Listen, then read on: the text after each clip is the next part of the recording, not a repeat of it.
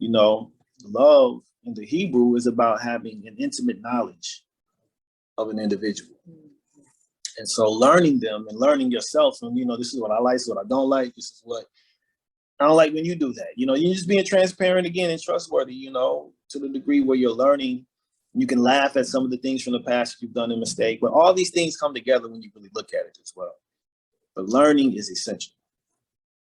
True. You know, you said response, and immediately, like, I thought about like a EMT, right? Like, we are like on call 24/7 EMTs because we have to know how to respond. Like, and that's what they do. They respond to medical emergencies. They treat, you know, the victim or the patient or whatever. And so I don't want to say victim, but, you know, I'm going to say the patient, right? And so sometimes we do have to look at our spouses like they're the patient, and we have to be responsive to our spouse. So, like, when you sign up for this, you signing up for a on-call EMT. Right.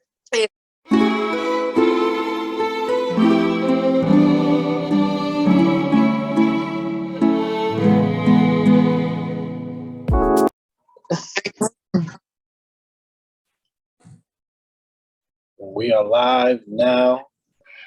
Baby can't be seen. Go ahead and turn it a little more. You already know, it's B and Z here. We are live on ICU. Back at it again. Doing what we do. Excited to have another episode for you all this evening. We are actually on location again. We're at Northland.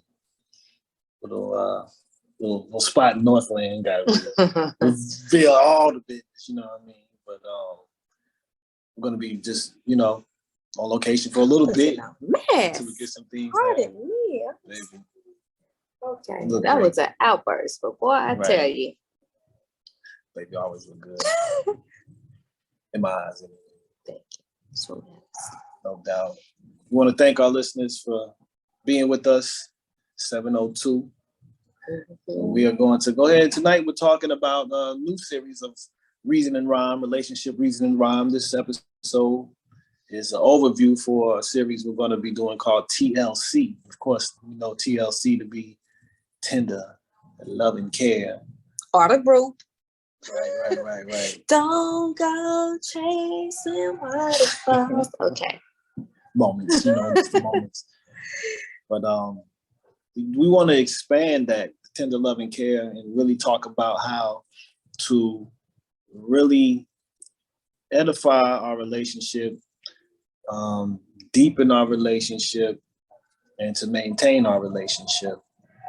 And it's important because, you know, we're going to experience challenges, personal challenges, challenges as a couple, external challenges, you know, financial challenges, just whatever challenges we face. And so with this TLC, you know, it's our hope to really provide you all and ourselves, of course, with some tools that will allow for you all to endure and overcome those particular trials and challenges. Yeah. Okay. So what is TLC? So was just reflecting, you know, TLC is a bunch of things. For the T, we're looking at the words transparency, and we're looking also at trustworthiness. You know, these are very important principles for us to embrace as relates to being in a quality relationship. You know, if you want a quality relationship, those two principles there, transparency and trustworthiness, are crucial. And this is what you have to really do to examine yourself. And I'm going to start with trustworthiness because it's something that we've touched on before. And, you know, one thing that I had shared with she about some of my past relationships was not trusting myself, right? And I think a lot of times what we do with trust is we project trust. You know, like, do you trust me? Or you know, can I trust you? As opposed to really saying, you know, do I trust myself? you know. And so when we internalize trustworthiness and understand that we only attract our reflection, you know, if we are trustworthy, then that's the type of relationship that we can pretty much assure that we will, you know, be in, because that energy is going to be very, very clear when it comes to trustworthiness. And it's a powerful principle, you know, something that is missing in a lot of relationships today, you know, but it all comes to really reflecting on yourself and seeing how much you trust yourself. What you think? True. It just made me think back to, you know, oftentimes we get into relationships and we don't trust our mate. We don't trust our spouse, you know? And so we find ourselves questioning the whole time we're in this relationship, our trust, like he said, but it's projected. But, you know, I think this will help us avoid getting in relationships where we don't wholeheartedly trust the individual that we're dating, you know. And I feel like that has to be something that you wholeheartedly do. Like, do I trust this individual? Like, you know, with my heart, with my life, you know, even with my energy, you know, do I trust them with my money? Because I don't trust everybody with my money. Okay.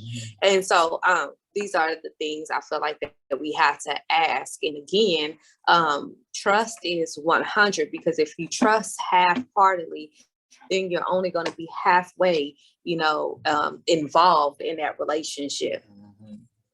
Yeah, trust is, and it's hard to come by and easy to lose, you know. And again, I can't overemphasize the importance of arriving at a place where you are able to personally trust yourself, because that's the source of everything. You're the source of everything. You know, you could only control yourself, and the more that you are able to accept yourself and know what you are and are not going to do in that relationship, you know, the more you can really start to be at ease. Because if you just think about individuals who are unfaithful, right? And I know when I had my moments of infidelity, my jealousy arose because of, I knew what I was doing. I knew my own dirt. You know what I'm saying? I knew how I was not functioning properly. You know, my mind, my thoughts were off, my words were off, and personally my actions, you know, were off when I was not trustworthy. I'm thinking it may be a male, untrustworthy thing. Because, like, I mean, I don't think in my days of infidelity that I had those issues personally, honestly. Like, I mean, and they say that women are much better liars. Right, y'all can be grimy. Don't think y'all can't. So I'm sitting here listening to you like, that don't sound like me and my mess, because I think I handled it pretty good. You handle what good? I mean, you're saying, like, you know, your words wasn't right, you know, you was what else? Well, I'm just saying in outside of the relationship. Now I put on the front in the relationship. Okay. I can put on a good front, you know what I'm saying? But being outside of the relationship, that's where my trustworthiness was not demonstrated. You know what I mean? I could feign, you know, like, you know, oh, you know, I love you, girl, you know. But it wasn't it wasn't real. You know what I'm saying? Gotcha. I didn't trust myself in that. And so when I went outside of the relationship, work, other events, just outside stuff, you know, I wasn't trustworthy in that sense, you know, as opposed to knowing when I'm outside away from my relationship, the person I was in a relationship with, I could handle myself right. That's what I'm saying. When my words, my thoughts, my words, and my actions were off in that context. Okay. You know what I'm saying? So. Okay. Yeah. Gotcha. I mean, it's a human trait. You know, men and women do that. You know, so it's something that we have to address. That's that cunning, though. I think that, you know, when, you know, you're untrustworthy, you have like a cunning trait. Like, because at that point, like, you're trying to get what you want. And keep what you want. you know, and just get that little extra, but have your cake and eat it too type of stuff. Yeah. I mean, been there. So trustworthiness is very essential, though, in establishing and maintaining and edifying a relationship. And again, you just have to really dig down deep within yourself. You got to ask yourself if you're ready for a relationship. You know what I'm saying? Do you have qualities, right, and the traits to give and share in that relationship to assure that you are not going to be looked at with doubt?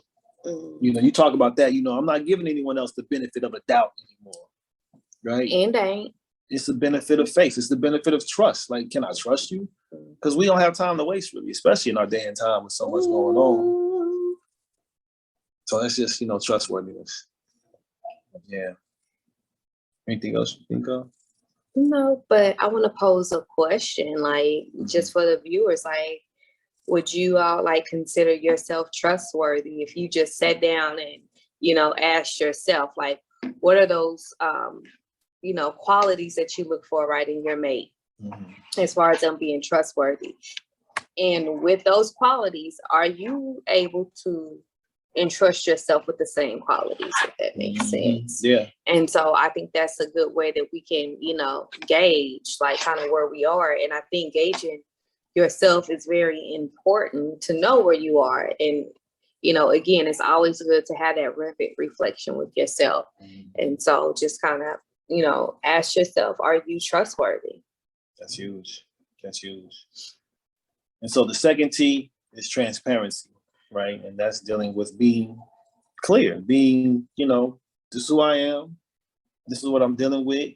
You know, this is the things that's going on in my circle. You know, so-and-so contacted me and, you know, I let them know this is where I'm at. And I think that that's something that we've worked on. We've done, you know, pretty good throughout the course of our relationship. And just really keeping things in place that are supposed to be in place, you know, like, you know how your boundaries are set, you know, and being transparent requires you to be transparent with people outside of the relationship as well.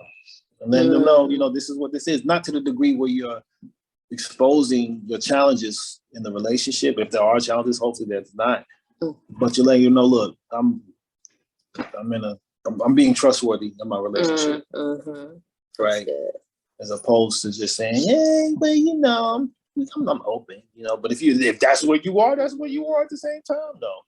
But transparency is crucial because being in a relationship, you have to let the person you're in a relationship know, this is where I am, right? And it's not just for your own benefit. It has to be mutual.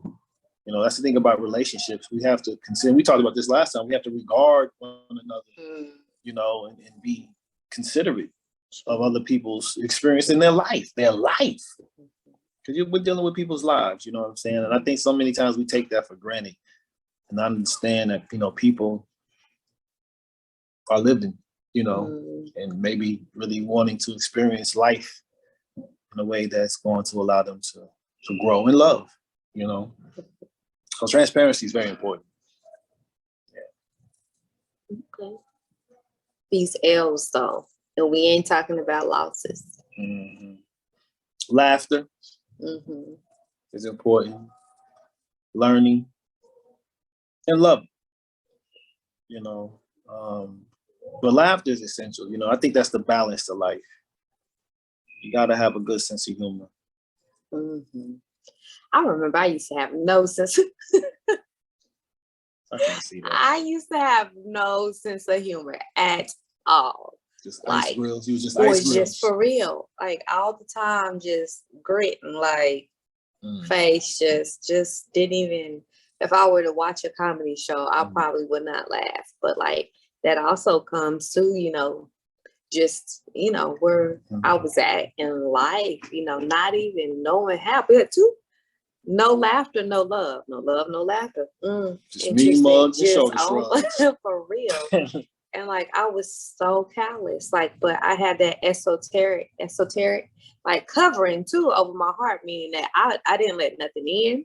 I wasn't allowing, you know, myself to trust anyone. I wasn't allowing myself to be trustworthy, quite honestly. And so kind of having that covering over my heart didn't allow anything, no love to come in, no laughter, or, you know, I wasn't even learning at that time. You know what I'm saying? I was just whatever. Everything was just failed at that point for me. That's hard. Yeah. But laughter is essential, you know, and it's therapeutic. Even a good laugh is therapeutic, you know, especially when you're dealing with pressure and stress. You know, you need to sometimes lighten things up, you know, not to say, and it's just a balancing act. Life is, and relationships are a balancing act. You know, you got to find ways to be serious and then find ways also to laugh and enjoy life. You know, laughter is, you know, good mirth and good for the heart at times. And also just as it is to be serious and reflective. Absolutely. Yeah. I challenge and encourage couples to go to comedy shows often. I think that's something that we've implemented Monthly at least. Right? Yeah, it's a good laugh, and we still laugh amongst each other as well. But I definitely encourage couples to catch comedy shows. And even on that note, you know, you got to have a somewhat a similar sense of humor, and that's something that we've been fortunate to strike and laugh and just like, you just go, you a nut, you know, from text messages to conversations, and you know, just enjoying the good moment of levity, you know, and not just always being tight and uptight.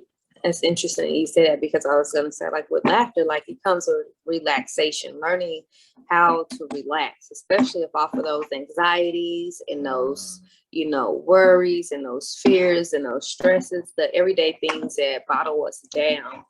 Like, you have to learn to, like, just chill. Just chill. For real. No doubt. So that's laughter, and then learning, you know. Always growing. Learning is so essential, and as opposed to like just saying you know everything, you know, and just accepting this is who I am. But you're still learning yourself like that, you know. You got to learn yourself. You got to learn your spouse. You got to learn how to live. And that's the thing I tell my boys, you know, that when you stop learning, you stop growing. You know, and the thing about the relationship is that as individuals, we're changing. We're constantly changing. We're growing. You know, some of our interests may change. Some of our values may change. You know, our outlooks and perspectives may change in ways. The principles hopefully remain the same. But, you know, with age and with time comes change. And so you learn to adapt. You learn to, you know, respond. You learn to know who you are and then who you're in a relationship with, you know, because that's the thing about the relationship. You know, love in the Hebrew is about having an intimate knowledge of an individual. And so learning them and learning yourself, and, you know, this is what I like, this is what I don't like, this is what I don't like when you do that. You know, you're just being transparent again and trustworthy, you know, to the degree where you're learning. You can laugh at some of the things from the past that you've done a mistake, but all these things come together when you really look at it as well. But learning is essential. True. You know, you said response, and immediately, like, I thought about like a EMT, right? Like, we are like on call 24/7 EMTs, because we have to know how to respond. Like, and that's what they do. They respond to medical emergencies. They treat, you know, the victim or the patient or whatever. And so I don't want to say victim, but, you know, I'm going to say patient. The patient, right? And so sometimes we do have to look at our spouses like they're the patient, and we have to be responsive to our spouse. So, like, when you sign up for this, you signing up for a on-call EMT. Right. And sometimes you may fail. You might not always hit that lifeline plug. You know, EMTs do, you know, but your immediate response is respond, you know. Right. Kiana? Yes, I have been married for 23 years. Yes, congratulations. And we are not the same person we were 23 years ago. Wow. Continuous learning. Yes. Yeah. Man, wow. It's like a laboratory. You know, you have to observe things. You have to, you know, have some hypotheses. You have to do some tests and arrive at conclusions to to know what the truth is of the matter, you know, and the relationship is going to go through those changes.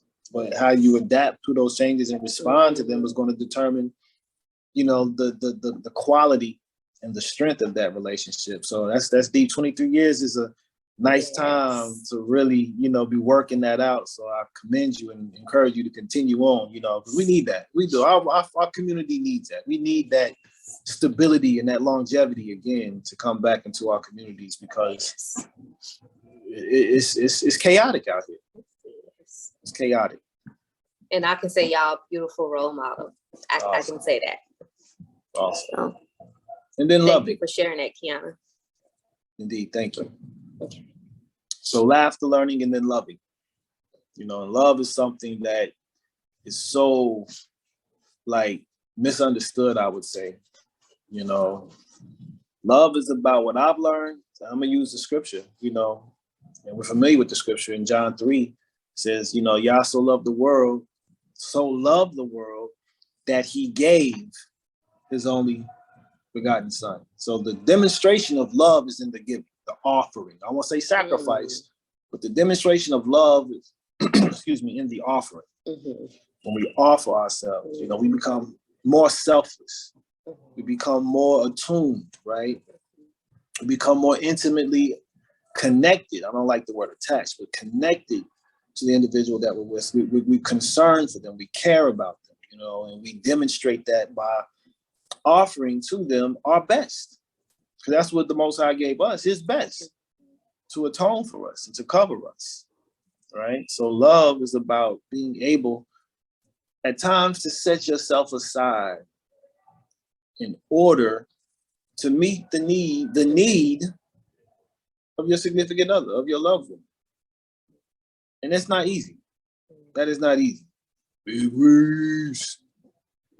So, you know, love is a powerful principle, you know, and it has an emotional connection too, but I look at love as more of a principle than an act. Because sometimes you don't feel like loving somebody. You may not, you know, I ain't feeling you right now, but that doesn't remove love from the equation. It should not remove love from the equation. If you're basing your love on how you feel, well, you're in trouble.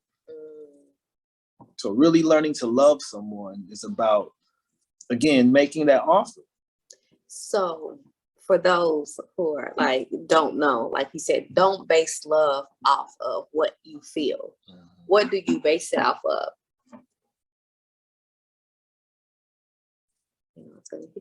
That's a good one.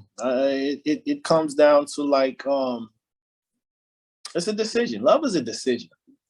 You know, if you decide, look, I'm gonna be committed to this individual, I'm gonna learn them, you know, I'm gonna be transparent, I'm gonna be trustworthy with them, and I'm expect the same from them in the sense that, you know, we're agreeing to be in this particular relationship. You know, you have to make your mind up that you're committed to this matter. So to go beyond just the feel of it, it's a decision.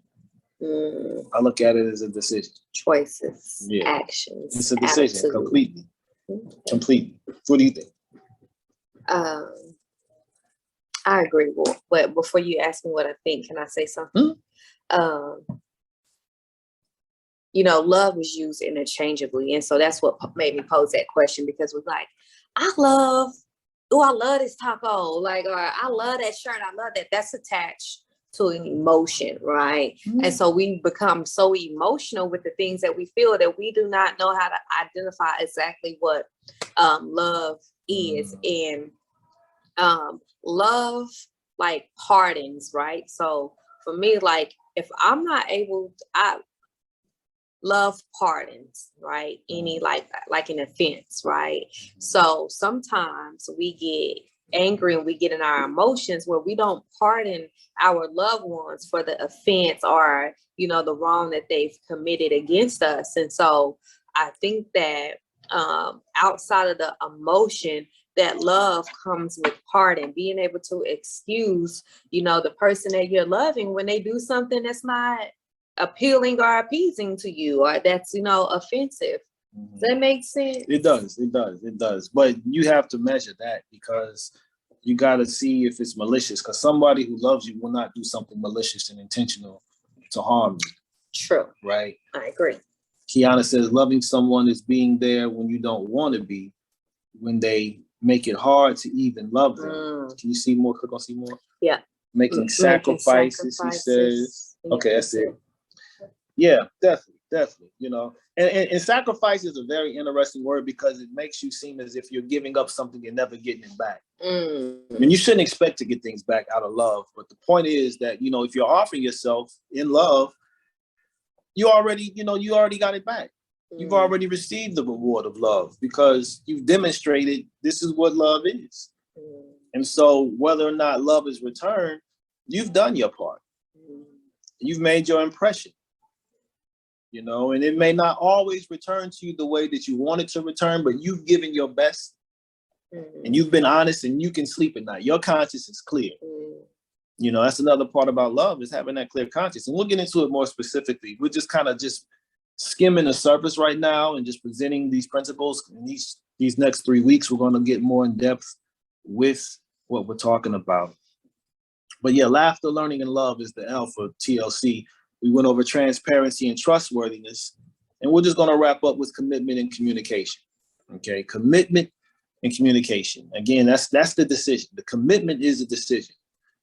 And that's an agreed upon decision. You should be in an agreement, right? How shall two walk together unless if they have met, unless they have agreed, right? So you have to have an agreement. This is what we're going to do. This is who we are, you know, this is what, and how we're going to function. This is how we're going to operate. You know, this is going to be exclusive. This is going to be, you know, something we're working towards, you know, that's the commitment that we make and we have integrity with that.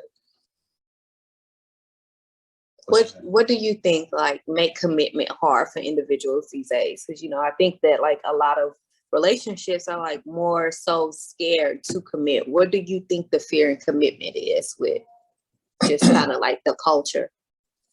Yeah, I mean, selfishness. People are selfish. It's a cynical thing. People are very cynical. They want what they want, when they want, how they want, where they want, why they want, you know. And then we're in a society that doesn't promote commitment, particularly in relationship. You know, no love. Good. You know, there's no love. You know what I'm saying? Savage. Yeah, people are beasts. You know, I never forget. I went to a poetry reading one time. This was some years ago, and I saw it. I was offended by it, but I ended up taking on that character though. You know, it was crazy. Brother walked in with the shirt on at a poetry reading. It said "man whore," literally. But this is the mindset. So you think about it. What's promoting? You listen to the music, right? The music is promoting it. Movies are promoting it. Our society does not promote wholesome culture. You know, and it's not. You know, it's a part of human nature, and that's the thing about the refinement of relationships. Relationships are really to refine you. When you're really in a quality relationship, it's going to bring out the best in you. It's going to challenge you. It's going to help you to grow. Right? But the society and the world which we live in, it's going to give you every contrary principle to it and make you just live by your emotions and make you live by your instincts and your impulses. I've done it, you know? And so with wisdom and experience, you learn to do things differently. That's the idea. But commitment is important. And here's the thing. People really don't commit to anything anymore, though. There's no loyalty. Even after signing the agreement. Yeah. People don't commit to much anymore. You know, even to themselves. People aren't even committed to developing and improving themselves a lot of the time. To the children. To the children, exactly. Yeah, that's the sad thing. The challenges we face. So commitment is a very important principle. We're just, again, skimming the surface. What are your thoughts about commitment? Anything that you want to share before we move on? No, just being devoted. You know, I remember younger, just like hearing so much growing up about being devoted, and that word it seemed like it don't even exist in a dictionary no more. Like, you know, what happened to devotion, love and devotion? It's a song called "Love and Devotion," right? I know there's devotion. Earth, Wind, and Fire has devotion. Okay. So yeah, but I mean, I think about songs and hearing that, and it's just again been stripped from that. But that's it. That's all. I think commitment is important, and even commitment to yourself. First, thank you. Most Took that first. right. Yeah, that it's important because if you're not able to commit to yourself, then committing to your spouse is going to be even harder, right? And so you're going to find that struggle in that commitment because you're not committed to yourself. And so, I mean, just like that time and taking that time to heal and reflect and know yourself, it's really important. Yeah, it is. And Kiana, I want to say thank you so much for your input, for your wisdom. I'm going to be calling you girl. So keep awesome. me laced up. That's real. Okay. And then lastly, communication. You know, the ability to express and share and to, you know, connect. You know, this is where I'm at. This is how I feel. This is what's going on. Communication is so important, you know, and I've learned to really be confrontational, not to the degree where it's like an argument. Oh, you confrontational. Oh yeah. Yeah. No. I used to be passive. I used to be a passive aggressive person. You know what I'm saying? If something's on my mind, I ain't gonna say it until like they say something. Is that why you say you know me so well? Because you say I'm passive aggressive. Oh my goodness. Yes, because I've been there. You know what I'm saying? We're both Cancers, so we know how to walk sideways. You know, we don't being direct in your communication is so important. You have ways that you're direct on. You've been direct in some ways, but in other ways you're like, but we are working on ourselves. You know what I'm saying? I have issues that I'm working on as well to, you know, get better in this relationship and just with myself, period. You know what I'm saying? I want to be the best me that God's created me to be. And communication is important. You know, are you happy? Or are you not happy? You know, you checking in. That's something we do pretty often. You know, we check in. Where you at? Are you good? Anything need to be addressed? You know what I'm saying? Because this is what allows the relationship to grow. You know, and you got to be honest in that with your communication. It helps. You know, it creates a dynamic when now, you know, it's a safe environment. You know, I'm not going to shame you for how you feel. If that's how you feel, that's how you feel. I respect it, you know, and just being transparent and trustworthy enough to share your honest reflections, it's going to be for the better benefit of that relationship, you know. And I know I haven't always done that. So, yeah. What question you gonna drop on the people this evening? What you gonna lead them with? So how can you go about improving yourself and developing these principles in your life to improve your relationship with the Most High, your relationship with yourself, and your relationship with your significant other? I think that's a great question, personally. It's kind of big-headed to me, but what can you do to go about